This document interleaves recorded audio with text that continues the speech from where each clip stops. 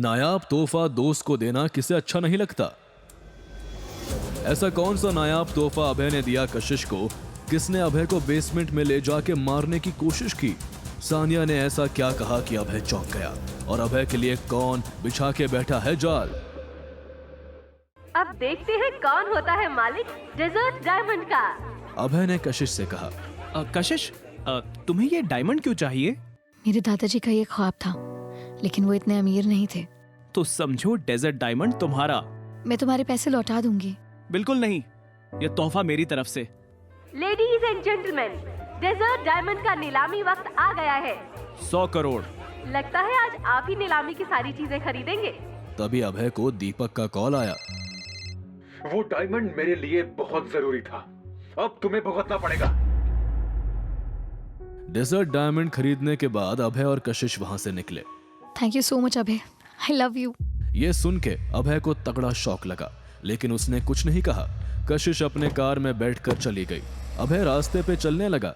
अचानक से कुछ लोग उसके पास आए और उसे घेर लिया। चुपचाप चलो हमारे साथ। एक कार आई, उसमें सब लोग बैठ गए और कार निकल गई। कुछ देर बाद गाड़ी एक प्राइवेट बेसमेंट के अंदर पहुंच गई। अभय कार में से उतरा तो देखा कि दीपक, मुकुल, राघव और जैस्मीन वहां बैठे थे। उनके आसपास लोग थे जिनके हाथ में हथियार थे। वाह, मेला लगा है। अकड़ अभी भी कम नहीं हुई तेरी। मुझे पता था तुम ऐसे नहीं मानोगे। कहाँ पे हो तुम? बस 5 मिनट में। देखा, मेरे आदमी तुम्हारे घर पे पहुँचने ही वाले हैं। इस पे डरने की जगह अभय जोर जोर से हंसने लगा। उनको वापस बुलाओ, वरना बेचारे जान से हाथ धो बैठेंगे। मतलब? अभय ने अपना फोन निकाला और वेरोनिका को कॉल लगाया। वेरोनिका, तुम कहाँ हो? तुम्हारे घर के नीचे के फ्लैट में। अगर कोई अनचाहा मेहमान आए तो क्या करना है, पता है ना? वो वापस जिंदा नहीं जाएगा। ये सुन के जैस्मीन डर गई थी। उसने अपने आदमियों को कॉल किया।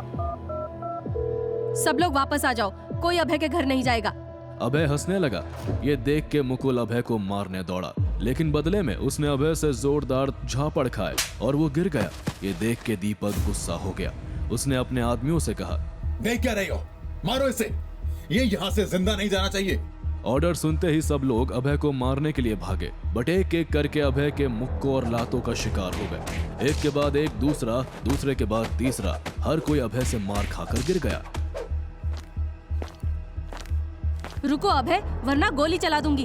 अभय ने देखा कि जैस्मीन के हाथ में बंदूक थी, फिर भी अभय उसके तरफ बढ़ा और पलक झपकते ही उसके हाथ से बंदूक छीन ली। चाहूं तो एक थप्पड़ मार के तुम्हें भगवान के घर भेज सकता हूं, पर आज के लिए इतना खून खराबा काफी है। उसी वक्त एयरपोर्ट के बाहर 40 साल का एक तगड़ा आदमी किसी का वेट कर रहा था। थोड़ी देर बाद एक कार आई, वो उस कार में बैठ गया। कार में रंजीत ठाकुर बैठा था। उसने उस शख्स को अभय की फोटो दिखाई। इसे मारना है, कितनी जल्दी होगा बताओ। ये तो अभय है, एक नाइट फाइटर। मेरी फीस बढ़ गई समझो। जितनी चाहिए उतनी फीस ले लो, लेकिन अभय मरना चाहिए किसी भी हाल में। आपका काम हो गया समझो। बेसमेंट में फाइट के बाद अभय सानिया से मिलने पहुंचा। दिल्ली वाले बहुत हंस रहे हैं। क्यों? दिल्ली वाले हंस नहीं सकते? अरे मजाक कर रहा था। बोलो, किस काम से बंदे को याद किया? मैं मेरे दोस्त के साथ उसकी शादी की शॉपिंग करने गई थी। वो शॉपिंग देख के मुझे भी शादी करने का मन हुआ। करोगे मुझसे शादी? यार, शॉपिंग के लिए कौन शादी करता है? हमारी सगाई तो हो चुकी है, शादी करने में क्या ही हर्ज है? तुम कहो तो पापा से बात करूं। तभी अभय का फोन बजा। फोन खुशी का था। वो घबराते हुए बोली, अभय, मेरे पीछे राघव के गुंडे पड़े हैं, मुझे बचाओ। सानिया, मैं तुमसे बाद में मिलता हूँ, अभी जाना होगा। अभय को इस तरह जाते देख सानिया नाराज हो गई। अभय अपने कार में बैठ गया और तेजी से खुशी ने दिए लोकेशन की तरफ जाने लगा। तभी अचानक एक ट्रक ने उसके कार को टक्कर मारी। अभय घायल हो गया। पीछे से आई कार से राघव उतरा। उसने अपनी बंदूक निकाली और अभय के माथे पर रखी। अभय, अब तेरा खेल खत्म। क्या करेगा राघव अभय के साथ? क्या अभय खुशी को बचा पाएगा? सानिया और अभय की क्या होगी शादी?